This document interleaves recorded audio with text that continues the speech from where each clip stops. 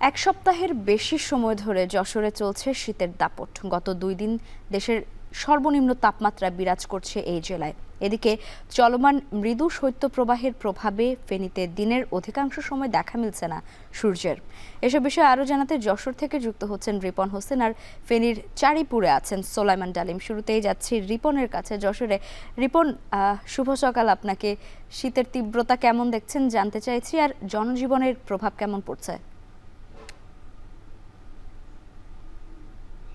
শুভ সকাল আপনাকে।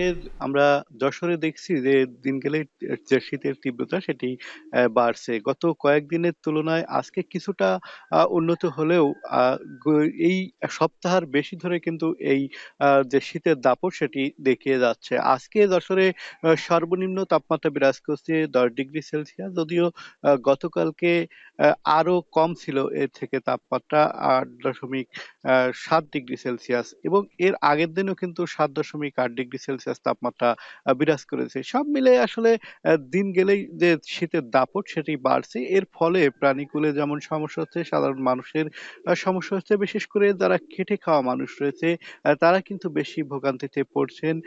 সকালের দিকে তারা বের হতে পারছে না। যারা শ্রমজীবী মানুষ রয়েছে, রিক্সা চালক রয়েছে, তারাও কিন্তু এই ঘর থেকে বের হতে পারছে না। শীতে যারা একদম বিশেষ প্রয়োজন রয়েছে তারা কিন্তু সকালে ঘর থেকে বেরোচ্ছে। তবে আশার কথা হলো যে গতকালকেও আমরা দেখেছি যে সূর্য উঠেছিল। আজকেও সূর্য ওঠার একটা আ ভাব সেটি আমরা লক্ষ্য করছি। যদিও যে শীতের তীব্রতা সেটি কিন্তু কমেনি। আজকে আ আমরা আবহাওয়া দেখেছি যে ১০ ডিগ্রি সেলসিয়াস তাপমাত্রা বিরাজ করছে এবং যে বাতাসের আর্দ্রতা সেটি ৯৭ এবং কুয়াশার যে দৃষ্টিসীমা সেটি রয়েছে ১০০ মিটারের মধ্যে। অর্থাৎ কুয়াশাও রয়েছে। যে অঞ্চলগুলো ফাঁকা রয়েছে বিশেষ করে গ্রামাঞ্চল, সেই অঞ্চলগুলোতে কুয়াশার দাপট কিন্তু বেশি রয়েছে। এর ফলে যে কৃষিকাজ সেক্ষেত্রে কিন্তু মানুষের যারা কৃষি শ্রমজীবী মানুষ রয়েছে তাদের সমস্যা হচ্ছে। ঠান্ডায় তারা যেমন মাঠে যেতে পারছেন না, তেমনি যে বীজতলাগুলো রয়েছে সেই বীজতলা নষ্ট হচ্ছে এই যে শীতের কুয়াশা রয়েছে সে কারণে, এমনটি জানিয়েছেন যারা কৃষি কর্মকর্তা রয়েছেন তারা। পাশাপাশি আমরা দেখেছি যে হাসপাতালগুলোতে রোগীর সংখ্যা বাড়ছে। বিশেষ করে শীতজনিত রোগীর সংখ্যা। এক্ষেত্রে বেশি আক্রান্ত হচ্ছে শিশু এবং বয়স্করা। যদিও চিকিৎসকরা বলছেন যে তাদের ব্যাপারে বাড়তি যত্ন নেয়ার কথা বলছেন এবং আমরা দেখেছি যে শহরের ভিতরে এই সময়টা ফাঁকা থাকে না। আ যানজট সৃষ্টি হয় অনেকটা। বিভিন্ন অফিস আদালতে মানুষ যায়। কিন্তু এখন সেই দৃশ্যটা কিন্তু ভিন্ন। এখন দেখছি আমরা কিছুটা ফাঁকা রয়েছে। অর্থাৎ যে সকালের দিকে মানুষ ঘর থেকে কম বেরোচ্ছে। এক্ষেত্রে যারা রিক্সা চালক রয়েছে তারা বলছেন যে তাদের যে শ্রম তাদের কিন্তু কম হচ্ছে, মজুরি কম হচ্ছে। তো এই ছিল এখান থেকে আমার কাছে শীতের খবর, লাবিবা। যশোর থেকে শীতের খবর জানাচ্ছিলেন রিপন হোসেন। এবারে চলে যেতে চাই ফেনীতে, সেখানে আছেন সোলাইমান ডালিম। ডালিম, আপনাকেও শুভ সকাল। যেমনটি বলছিলাম যে ফেনীতে মৃদু শৈত্যপ্রবাহ চলছে, জনজীবনের স্থবিরতা নিয়ে জানতে চাইছি আপনার মাধ্যমে। লাইভা শুভ সকাল।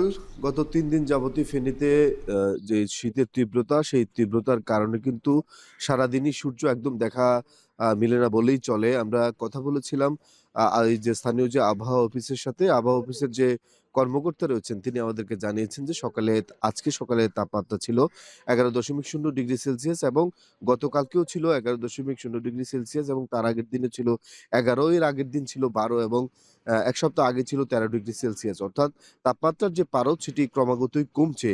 এই যে তাপমাত্রা কমছে যার ফলশ্রুতিতে কিন্তু একদম খেটে খাওয়া মানুষ থেকে শুরু করে অসহায় দরিদ্র মানুষ কিন্তু একদম সীমাহীন দুর্ভোগে পড়েছে। আমরা দেখেছি যে ফেনী জেনারেল হাসপাতাল যে ৫০ শয্যা সেখানে কিন্তু শীতজনিত যেসব রোগ রয়েছে জ্বর, সর্দি, কাশি, হাঁপানি এবং ডায়রিয়া এই ধরনের যে রোগগুলো সেই রোগের যে রোগীরা কিন্তু বেশি বৃদ্ধি পাচ্ছে। আমরা দেখেছি যে ২৫০ শয্যার ফেনী জেনারেল হাসপাতালে শয্যার কিন্তু কয়েক গুণ বেশি রোগী কিন্তু ভর্তি হতে দেখেছি। এছাড়াও উপজেলার যে স্বাস্থ্য কমপ্লেক্স গুলো রয়েছে সেখানেও কিন্তু শয্যার বেশি যে রোগী এবং অতিরিক্ত যে রোগীর চাপ সেটি আমরা লক্ষ্য করেছি। যে পরিমাণ কুয়াশা পড়ছে সেই কুয়াশার কারণে কিন্তু যে বোরো আবাদ রয়েছে সেই বোরো আবাদের বীজতলাও কিন্তু ক্ষতিগ্রস্ত হচ্ছে বলে আমাদেরকে কৃষকরা জানিয়েছে। অপরদিকে তীব্র শীত বাড়ার কারণে যে অফিসগামী যেসব মানুষ রয়েছে সেসব মানুষও কিন্তু রাস্তাঘাটে খুব একটা কম দেখা গেছে। এছাড়াও আমরা দেখেছি যে সড়ক এবং মহাসড়কে গাড়িগুলো হেডলাইট জ্বালিয়েও কিন্তু যে এ যানবাহনগুলো চালানোর যে সক্ষমতা সেটি কিন্তু অনেকের নেই বলে চালকরা আমাদেরকে জানিয়েছে। অ অ এই যে এই কুয়াশার যে তীব্রতা সেটি আমরা দেখেছি যে একদম রাত থেকে শুরু করে সকাল পর্যন্ত একদম বৃষ্টির মতো ঝরছে কুয়াশা। আ সব মিলিয়ে শীতের যে তীব্রতা সেটির কারণে কিন্তু জনজীবন অনেকটা স্থবির বলে সাধারণ মানুষ আমাদেরকে বলছেন। আবহাওয়া অফিস যেটি বলছেন যে শীতের যে তাপমাত্রা সেটি ১১ ডিগ্রি সেলসিয়াসের মতো হলেও যে বাতাসের যে আর্দ্রতা সেটি ৯৭ ভাগ আর্দ্রতা কিন্তু রয়েছে। কথা বলেছি সাধারণ যারা কৃষক রয়েছেন তাদের সাথে। কৃষকরা আমাদেরকে যেমনটি জানিয়েছেন যে যে শীতের যে তীব্রতা সেটির কারণে তাদের যে চাষাবাদ, ধানি জমি এবং অন্যান্য জায়গায় কিন্তু তারা ক্ষতিগ্রস্ত হচ্ছেন এবং আমরা দেখেছি যে তীব্র শীত বাড়ার কারণে ফেনী শহরের রাজাজির দিঘির পাড় থেকে শুরু করে অন্যান্য জায়গায় শীতবস্ত্রের যেসব দোকানপাট রয়েছে সেখানেও কিন্তু বিক্রি-কিনি বেড়েছে। জেলা প্রশাসনের সাথে কথা বলেছি, তারা জানিয়েছেন যে এই শীতের কারণে অসহায় দুস্থদের মাঝে শীতবস্ত্র বিতরণে তাদের যে উদ্যোগ সেটিও কিন্তু তারা হাতে নিয়েছেন। এ ছিল ফেনীর চাড়িপুর এলাকা থেকে ফেনীর শীত পরিস্থিতির খবরের সর্বশেষ।